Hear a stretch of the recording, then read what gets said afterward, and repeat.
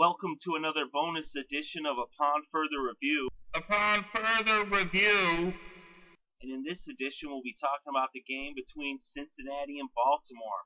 That's right, the Cincinnati Bengals will be visiting the Baltimore Ravens September 7th at 1 p.m. You can catch that on CBS as Week 1 will be fully underway. We've already seen one game, that was the Packers and the Seahawks. And this will be one of the early games, one of the 1 o'clock games. And this is going to be one of the best 1 o'clock games. It's going to be very competitive. These two teams are very evenly matched. If you do look inside the numbers, you see that the Ravens actually, though, since Andy Dalton has taken over as the starter of the Bengals, when these two teams match up, the Ravens have a 5-2 advantage in wins and losses against Andy Dalton as the starter of the Bengals. So right there, that's one of the small keys that I'm looking at when I'm picking the Ravens in this game. Although I could see the Bengals win this game, it's going to be tight. I mean, you never know what's going to happen. That's why I'm going to be keeping a close eye on this game. Both teams have great defenses, and both teams have the potential to score lots of points through the air. Andy Dalton has a great receiving corps, and when Andy Dalton's on point, he's one of the top quarterbacks in the league. Of course, he can also struggle, so it's kind of which Andy Dalton is going to show up. Although I actually like Andy Dalton and think that he is underrated. Then we have Joe Flacco, and Joe Flacco now has a new target in Steve Smith. Of course, he's also going to be missing Ray Rice, though, and that's going to hurt the Ravens' offense not to have Rice in the backfield. I'm not going to get into all that. I'm sure everybody out there listening knows all about it.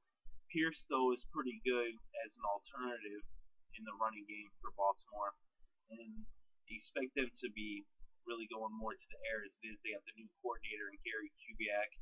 Cincinnati also has a new offensive coordinator in Hugh Jackson. So it's going to be interesting to see how both of these offenses perform under these new coordinators, especially against the formidable defenses that they're going to be facing on each side. The Bengals, I mean, you saw last year, they didn't lose a game at home until the playoffs when they lost to San Diego in a game that just, I mean, it was heartbreaking for anybody who's a Bengals fan. Of course, the Ravens had a very heartbreaking season last year. They almost had a chance to make the playoffs, but things just didn't work out in the end. Of course, they won the Super Bowl 2 years ago.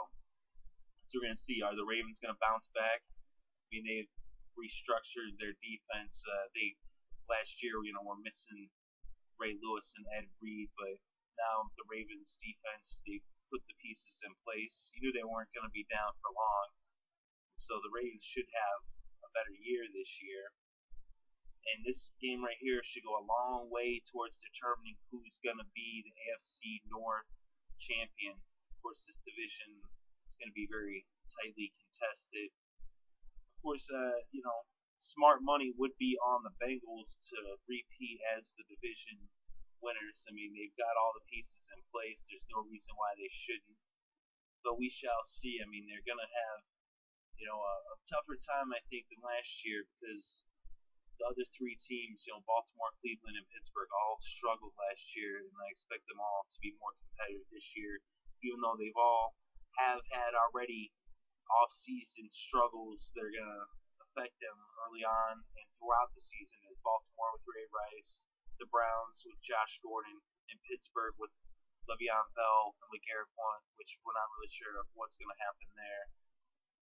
Really, I don't think they really should just do much of anything. It wasn't really that big deal today. That's another story altogether.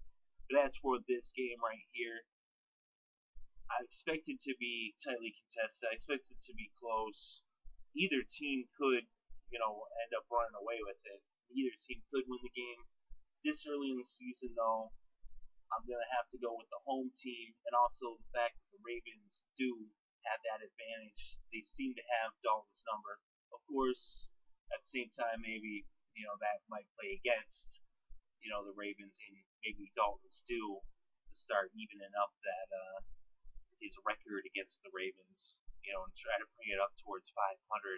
Because now, as I said, the Ravens have beaten him 5 out of 7 games as he's been the starter in Cincy against this division rival.